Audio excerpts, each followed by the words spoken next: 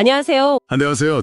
오늘은 구약성경 느헤미야 5장을 함께 살펴보려고 합니다. 이게 예루살렘 성벽 재건이라는 정말 큰 목표 앞에서 외부 위협도 있었지만 생각지도 못한 내부의 외침이 터져나오는 그런 상황을 다루고 있더라고요. 네, 맞습니다. 오늘 자료는 느헤미야 5장 전체 1절부터 19절까지의 본문과 그 해설인데요. 외부의 적과 싸우면서 한창 성벽을 쌓던 이스라엘 공동체 내부에서 터져나온 그 고통스러운 부르짖음, 그리고 지도자 느헤미야가 이 내부 균열을 어떻게 수습해 나갔는지 그 과정을 좀 자세히 들여다볼 수 있습니다. 이 거대한 과업 중에 왜 이런 내부 갈등이 불거졌는지, 그 본질이 뭐였을까? 그리고 느헤미야는 과연 어떤 리더십으로 이 위기를 돌파했을까? 이 핵심을 좀 파악해보는 겁니다. 겉으로 보이는 성공 뒤에 가려진 문제와 해결의 실마리를 찾아보죠. 자, 그럼 한번 풀어볼까요? 네, 시작은 백성들의 그 절규인데요. 1절부터 보면 이게 좀 놀라운 게 원망의 대상이 외부의 적이 아니라 같은 동족, 유다 사람들이라는 거예요. 우리 형제들 때문에 못 살겠다, 뭐 이런 외침인 거죠. 그 이유들이 정말 참담하더라고요.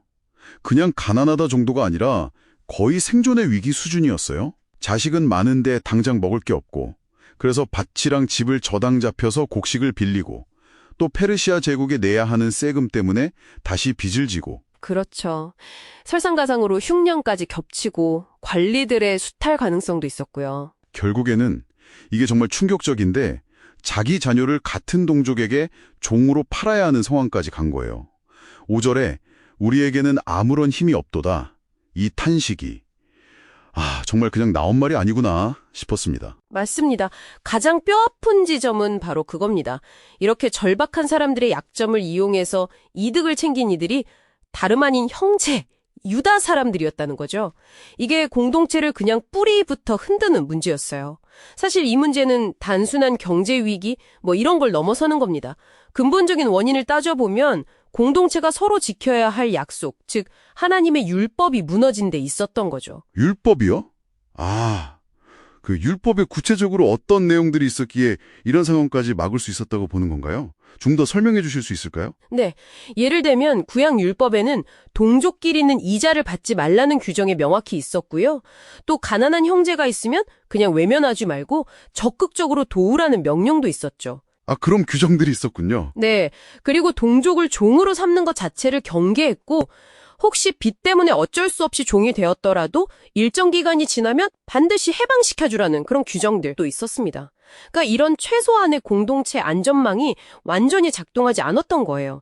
겉으로는 막 성벽이 다시 세워지고 있었지만 공동체 내부는 오히려 무너져 내리고 있었던 거죠. 이 소식을 들은 느헤미야의 반응이 참 인상 깊었습니다. 6절에 보면 듣고 크게 노했다, 분노했다고 나오잖아요. 근데 이게 그냥 감정적으로 폭발한 게 아니라 바로 다음 7절에 보면 깊이 생각한 후의 행동에 나섰다고 되어 있어요.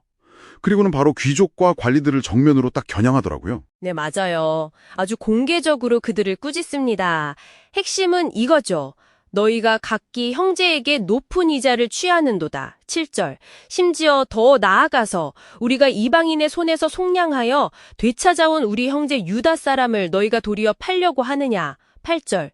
이렇게 강하게 질책하니까 귀족들이 아무 말도 못해요. 그러면서 왜 당장 이 착취를 멈춰야 하는지 그 이유를 아주 분명하게 제시하죠. 그게 옳지 못한 일이고 또 주변 이방 민족들에게 비웃음거리가 될 수 있고 무엇보다 하나님을 경외한다면 그러서는 안 된다. 9절. 이걸 단순한 사회 문제가 아니라 신앙의 문제로 딱 짚어낸 거네요. 정확합니다. 종교적인 문제로 본 거죠. 그리고 여기서 그치지 않고 즉각적인 행동 변화를 요구합니다.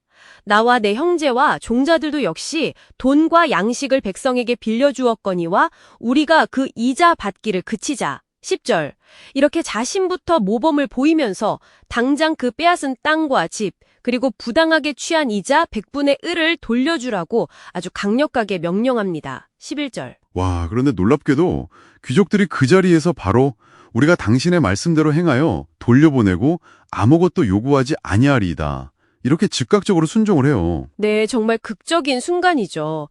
느헤미야는 여기서 멈추지 않고 제사장들을 불러 그들 앞에서 맹세하게 하고 또 자기 옷자락을 터는 상징적인 행동을 통해서 만약 이 약속을 지키지 않으면 하나님께서 그 사람을 똑같이 털어버리실 것이라는 경고까지 하면서 이행을 확실하게 다짐받습니다. 백성들은 다 같이 아멘하고 하나님을 찬송하고요. 공동체의 정의가 회복되는 정말 중요한 장면입니다. 그런데 이야기가 여기서 끝나지 않고 잠시 느헤미야 개인에게 초점을 맞추더라고요. 14절부터요. 이건 그가 단지 말로만 그렇게 외친 게 아니라는 걸 보여주는 의도일까요? 네, 정확히 그렇습니다. 그가 얼마나 진정성 있는 리더였는지를 보여주는 부분이죠.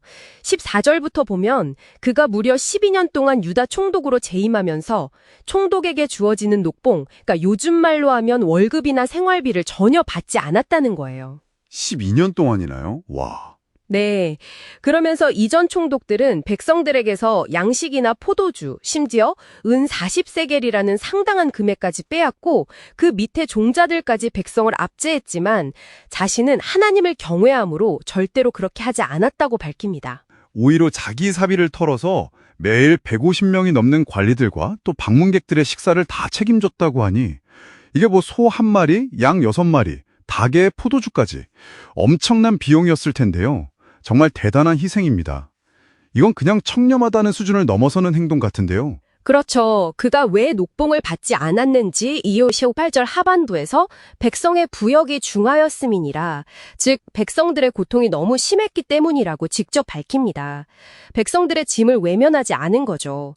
하지만 이 모든 행동의 가장 근본적인 동기는 역시 하나님을 경외함 15절이었습니다. 그의 리더십은 말과 행동 그리고 개인적인 삶의 일치에서 나오는 강력한 힘을 가졌던 거죠. 그래서 마지막 19절의 기도, 내 하나님이여 내가 이 백성을 위하여 행한 모든 일을 기억하사 내게 은혜를 베푸시옵소서.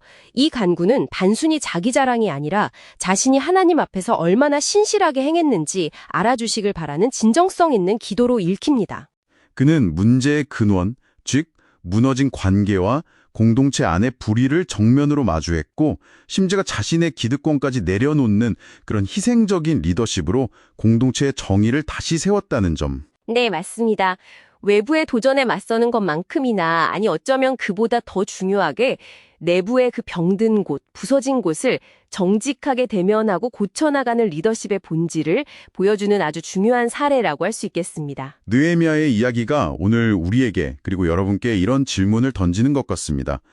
여러분이 속한 공동체나 조직, 혹은 어쩌면 여러분 자신의 삶 속에서 겉으로 보이는 어떤 성과나 성공 너머에 혹시 외면하고 있는 내부의 울부짖음은 없는지, 그리고 만약 그런 소리가 들린다면 그 문제를 해결하기 위해 우리에게 필요한 느헤미야적인 행동은 과연 무엇일지 한 번쯤 깊이 생각해 보시는 건 어떨까요?